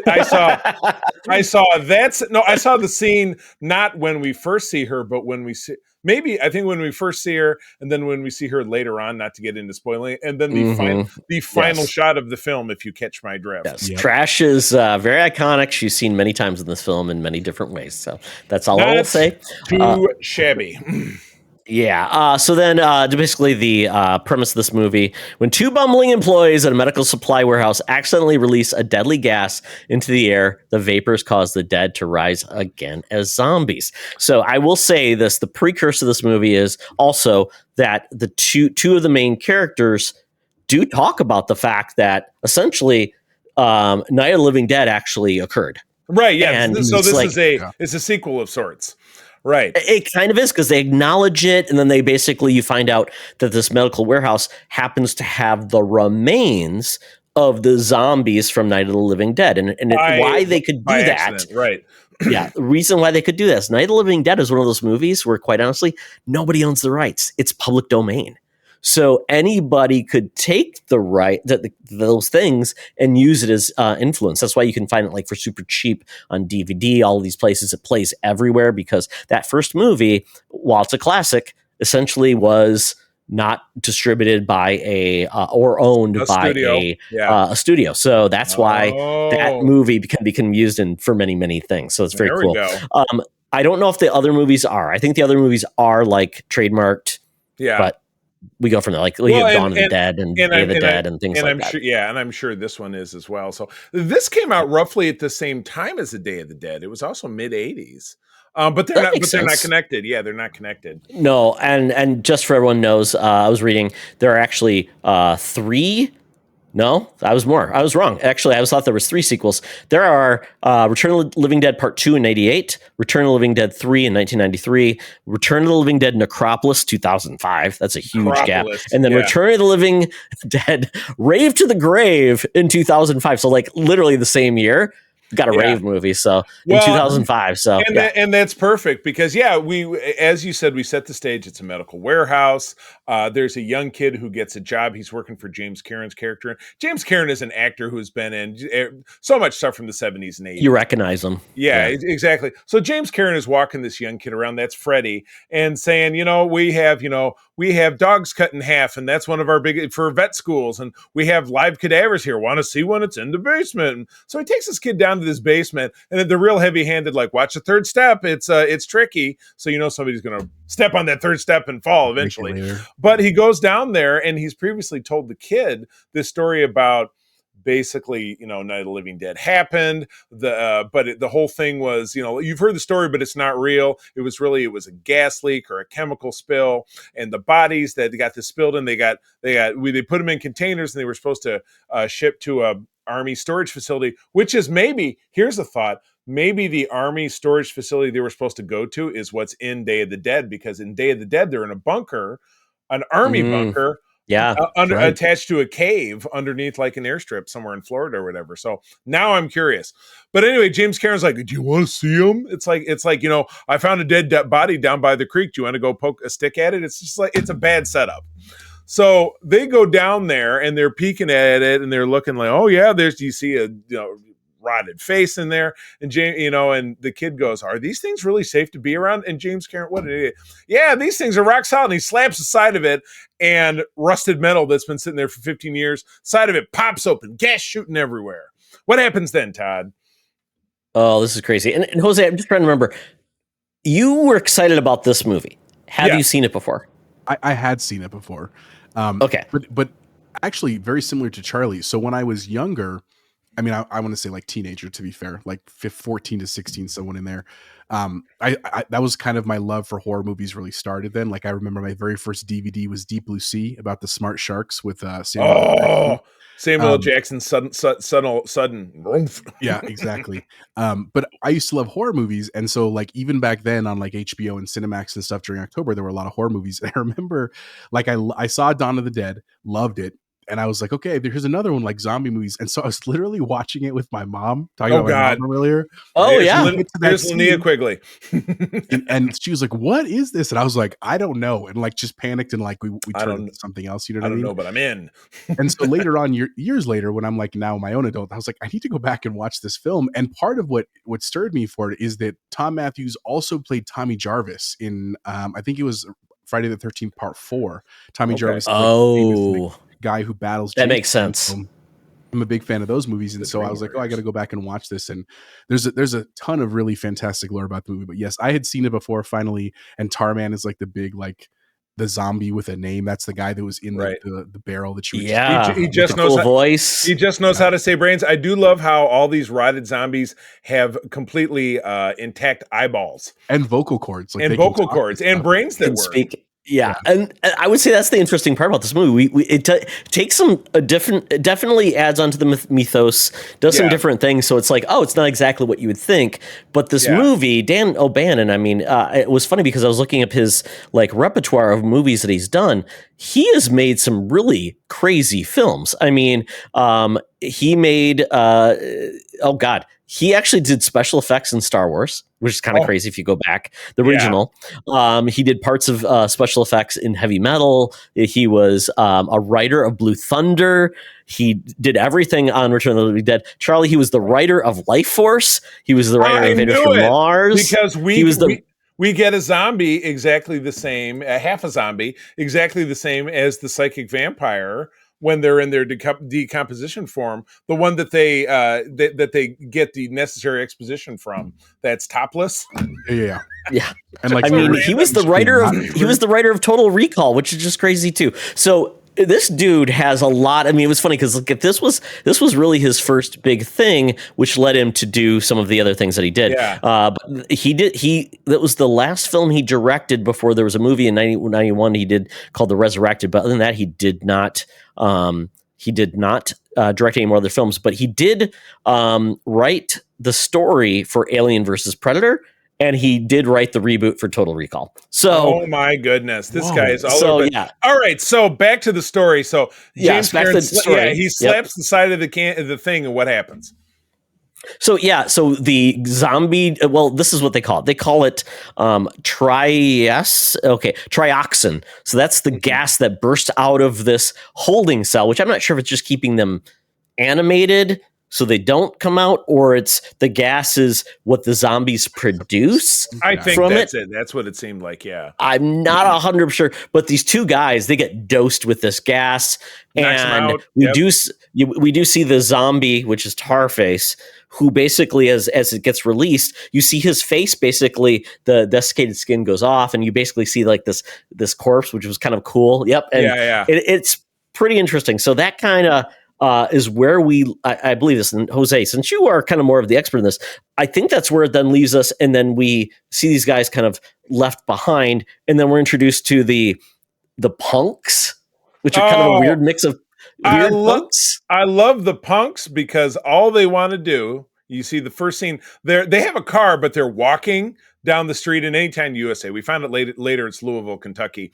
But all they're talking about is, I want to party. Let's find a place to party. We got to find a party. Oh, we got to wait till Freddie gets off work at 10 o'clock. And it was like, Freddie knows where the party is. Yeah, Freddie knows where to party. And it's crazy. But Jose, take us away. What's going on with those punks? Well, what I always thought was funny, even when I was younger, was like, so Freddie's girlfriend, who's with the punks and very, very much accepted by them, is Very not straight, a punk. yeah. She's like straight laced, like probably got straight A's in school, probably got an essay written before she like came out for the night with her friends and stuff. Right, but doing her she's with homework. them, and so they're like, well, while we're waiting for him, let's go party in this cemetery. Like literally, just like there's a cemetery. There's no one's going to bother us there, and it's it's a boarded up, or it's a padlocked cemetery with graffiti all over. So they're in a shitty part of town, but let's just wait in the cemetery. It'll be fine. Exactly. And so then it's kind of like reminiscent of like a campfire on the beach, right? Like, so there's like something to do, and they've kind of broken off into like pairs a little bit. And then Linnea Quigley, for whatever reason, Trash is just like, I'm going to start dancing naked in the cemetery. And everyone, instead of like appreciating it, actually is kind of annoyed by her. They're like, what are you doing? Because she does it all. Not this again. Yeah, she does it all the time. Yeah, and even she kind of throws herself at the head punk guy he's the most of all of them. He's the one who's the most aggro. And what is he? Is he Skin or Scab or whatever? Let me Scuzz. Scuzz. Was it Scuzz or was it Suicide? Because there was a couple. These are the names of them. So it was there was Spider, which was Miguel Nunez. I recognize then we him had Brian Peck as Scuzz. Then we had Mark Venturi as Suicide. And then, we just had like the preppy nerd guy, and then the girl that he liked but didn't like him. Right. And then, it was funny because the one guy who picked them up in the vehicle, he's like, you guys don't love me. You just want my car. And I'm like, I know. It's such an eclectic group of weirdos. He is. Yeah. It's very passive aggressive. You couldn't really figure out how these people are going to. So they're hanging out back at the medical warehouse, which is again just across the street from the cemetery. The two guys wake up. They're not feeling great. They call the owner of the warehouse, who we met in the first scene. It's 4th of July weekend. So he's like, I'm off for the weekend. I'll see you at the barbecue tomorrow, whatever it is. And he comes back because they've wandered upstairs, and the gas, when they were knocked out, got sucked up in the ventilation system. So it was funny that the little board of butterflies that was hanging, I'm like, which they show at the very beginning, I'm like, that's 100% a setup. Something's going to happen with that, because the butterflies are flapping. The cut in half dog, they hear a dog barking, and they run over, and it's falling on the ground. They flip it over and see that it's that's so sad. I know, but then he beats it to death with a shovel or something. It's terrible. I know, it's not cool. But the real issue, Frank was unhinged. Let me just put it this way. Frank was unhinged the whole time. Yeah. He's like, I don't know what to do. He was like Barney Fife.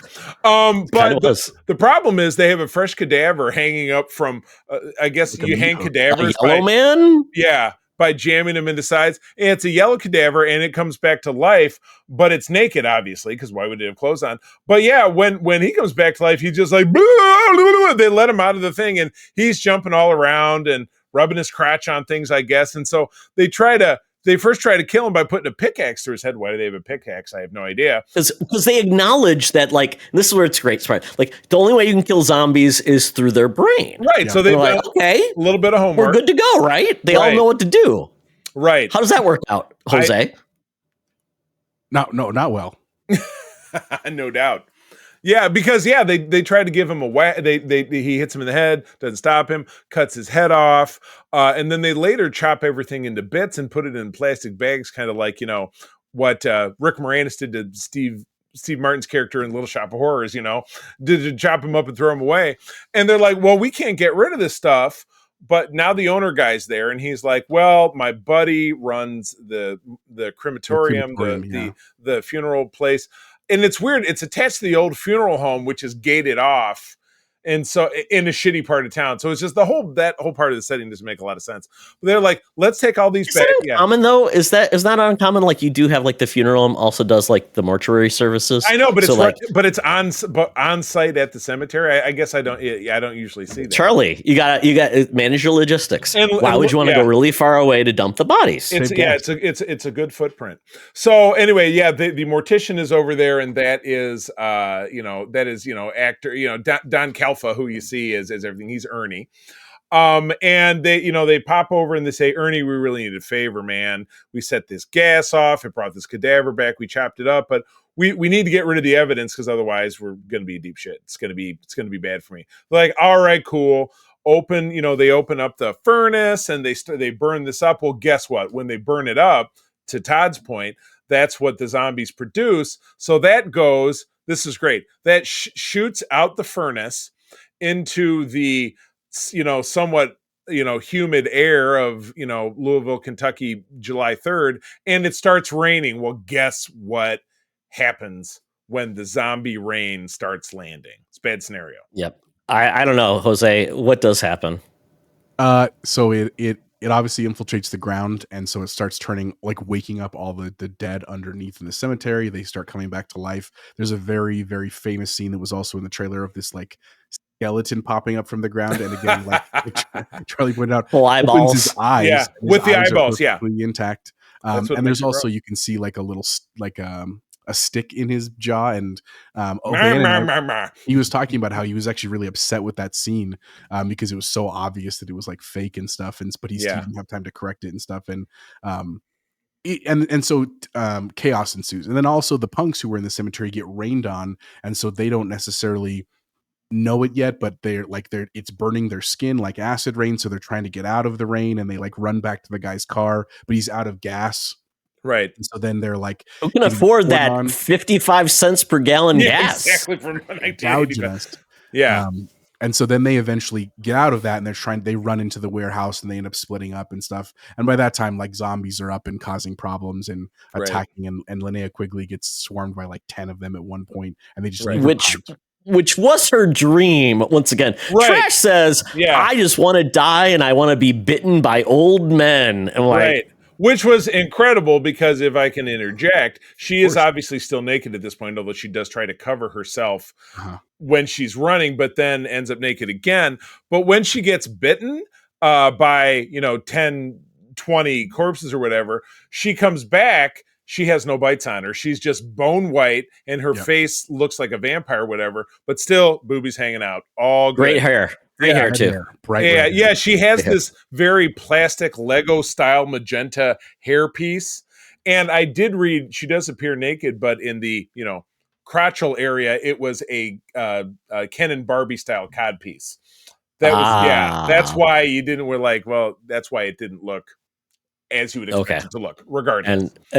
And I would say if you look back at like the movie poster for this, I don't know if that's specifically supposed to be her as one of like the zombie characters. Yeah, exactly. It's a great poster, which I love it too, because it's basically all in on punks, are a little bit different. And so it's an interesting mix of also the zombies, because we get mixed into, like, we have some paramedics who show up. Right. And these zombies are very intelligent, which I was not expecting. Regular speaking. I also find a little bit of a misnomer for me, again, and I'll refer back to the fact that this was in a bad part of town. It was padlocked. It looked like it was maybe abandoned. The stones were super close together. but then again, maybe not abandoned because you had the mortuary right there. But all of these zombies were fairly fresh bodies, except for the one that popped up. Yeah, but they were speaking and they were running. So it's not like The Walking Dead where all the zombies hobble along and they're falling apart. But yeah, these were very aggressive and smart zombies. This is a bad situation. Yeah. I do love the fact that we do get a mix of like the two teams then. So basically the one group in the cemetery realizes, oh, we've got to go somewhere else. So let's go back to, so some go to the warehouse. Yep. Which is good. And then we've obviously got the other group where the boss comes and is dealing with, because he basically at the mortuary, because they're dealing with it, which is kind of neat because then you do get that type of piece. And then that's where we're really introduced to Tarhead. Holy cow. In the warehouse. Tarhead is, in the warehouse.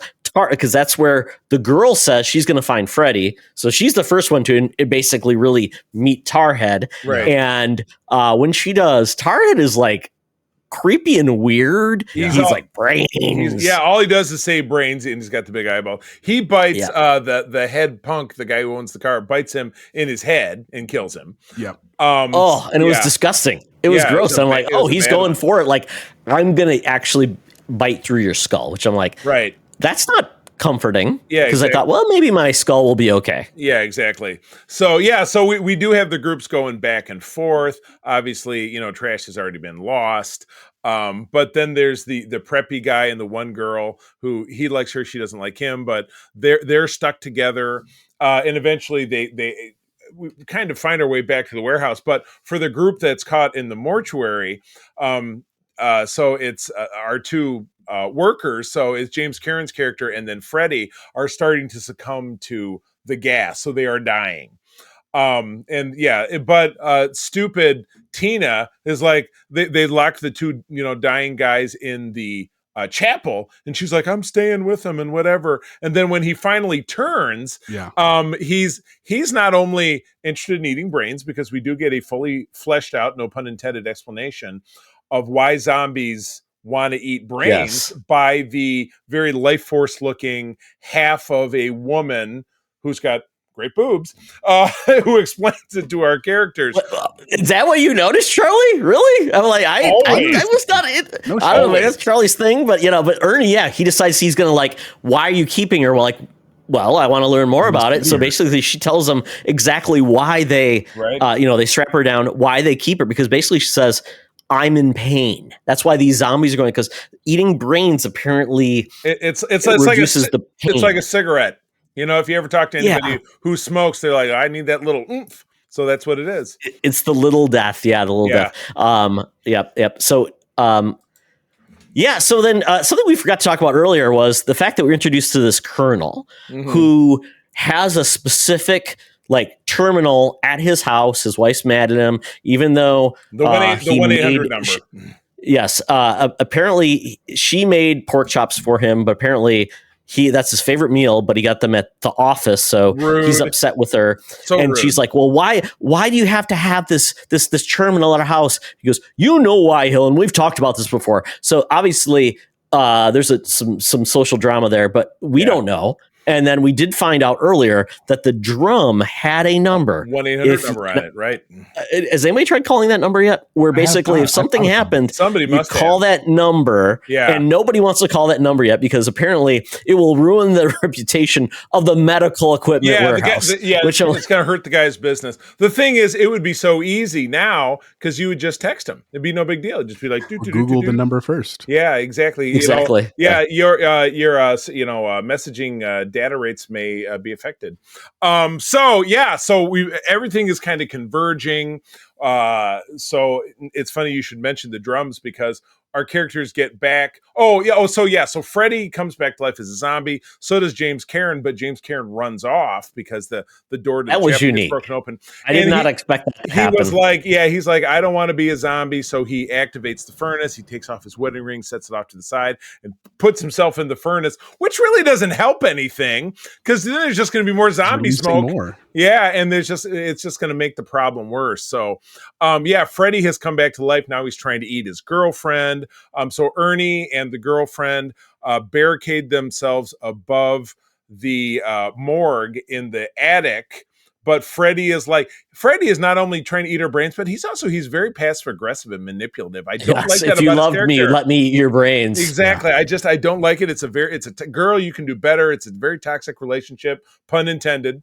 Yeah, so we're kind of, all the plot lines are converging. Now the warehouse guy and a couple of the people, I think the preppy guy, the other two not yet zombie characters, and Spider, who's Miguel Nunez, they're back at the warehouse. They're in the basement because that's where the working telephone is. By this point, they've killed off the Tar guy? Tarman. And they're like, all right, fine, we'll call the 1-800 number.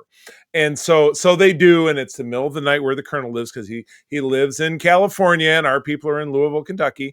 And so you hear the other end of this conversation because it's being relayed just for the Colonel. He's like, yeah, oh, that's not good. Oh, why did you do that? Yeah. Well, you shouldn't have done that. Da-da-da-da-da. And so he's like, well, you just stay still and I'll get back to you with more instructions. And he gets on the line to an enlisted man who's at a howitzer about 150 miles away from Louisville, and this guy is psyched. He's like, is that yes, Fort sir. Bragg? Yeah, is that probably. Fort Bragg? Yeah, it would be about 150 miles away from Louisville. Yeah. He's like, yes, sir, Colonel. Absolutely, I'm very excited. He's typing some numbers on his keypad. Yes, sir, Colonel. I get to it right away, and he pushes a button.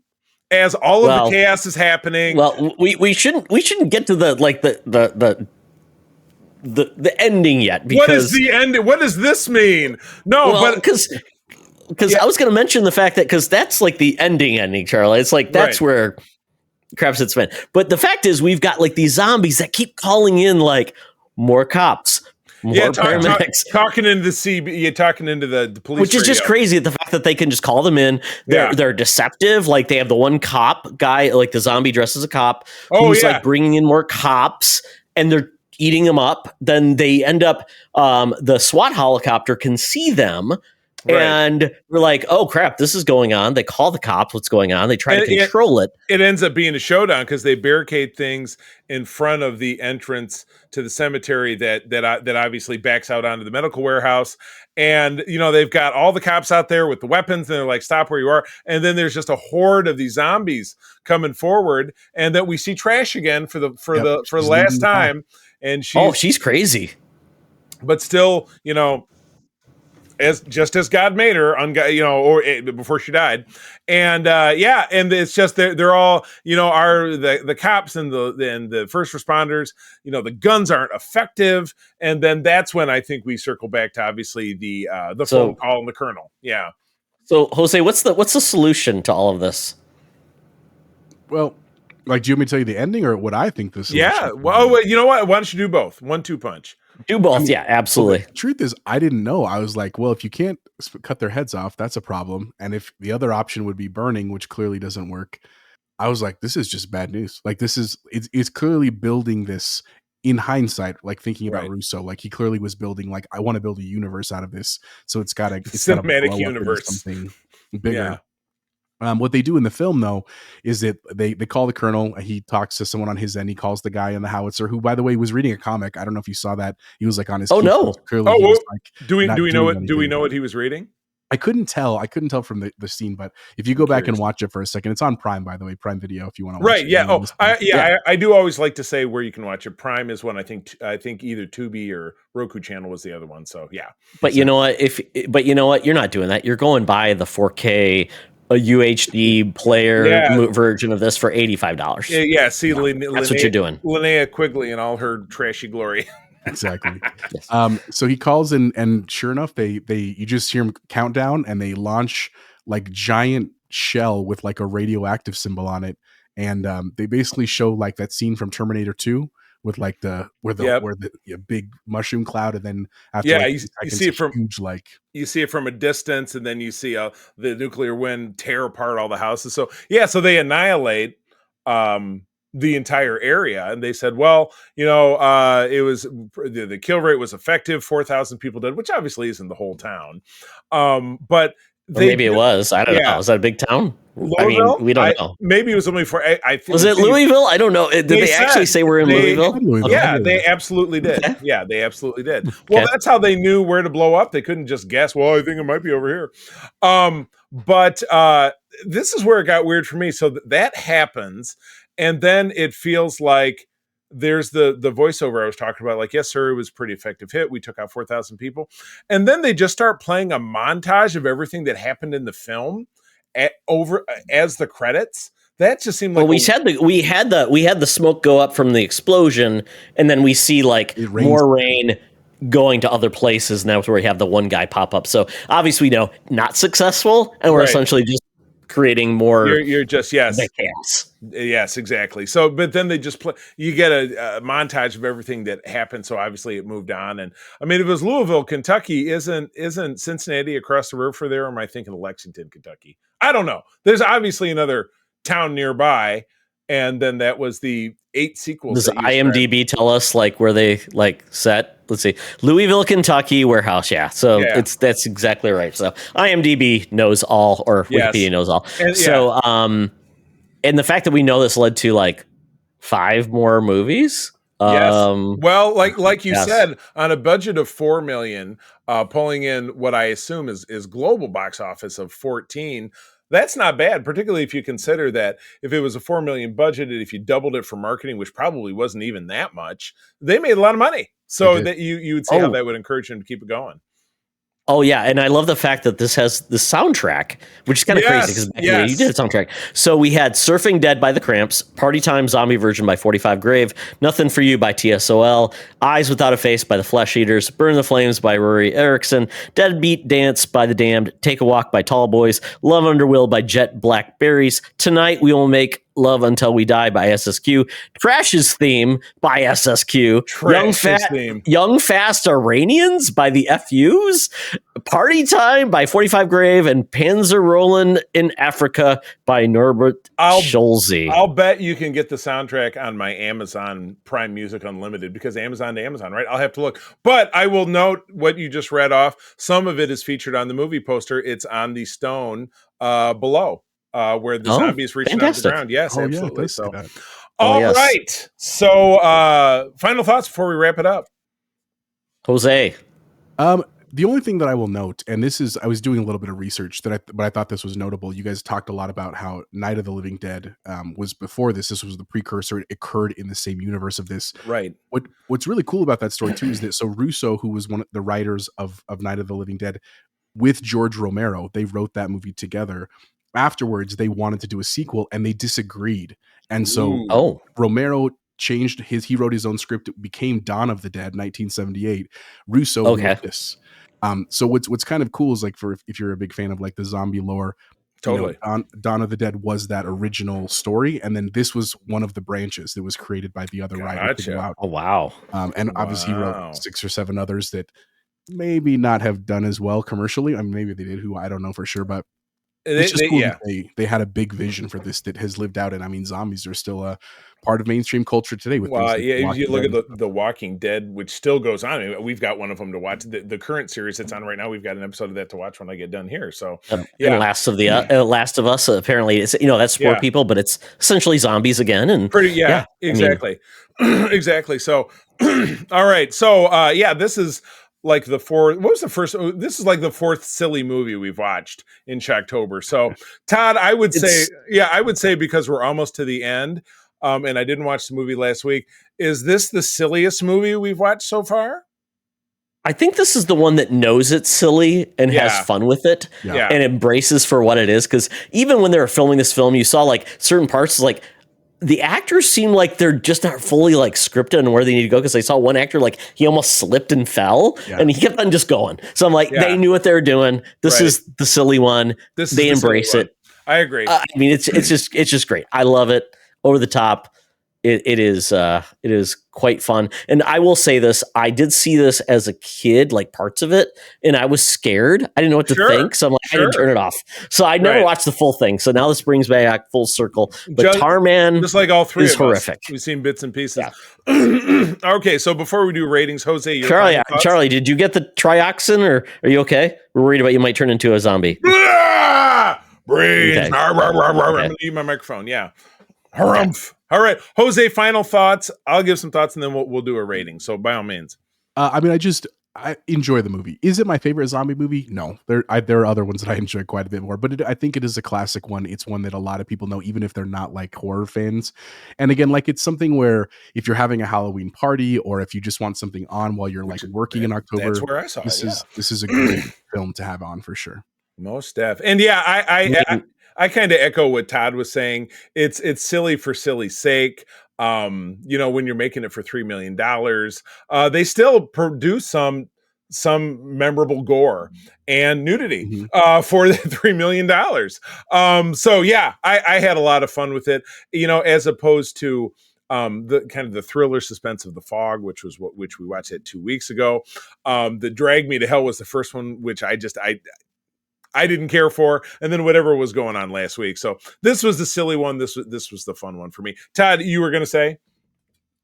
Oh, I just think this is the movie that, if you want your kids to get an education, turn it on, because, it's got everything.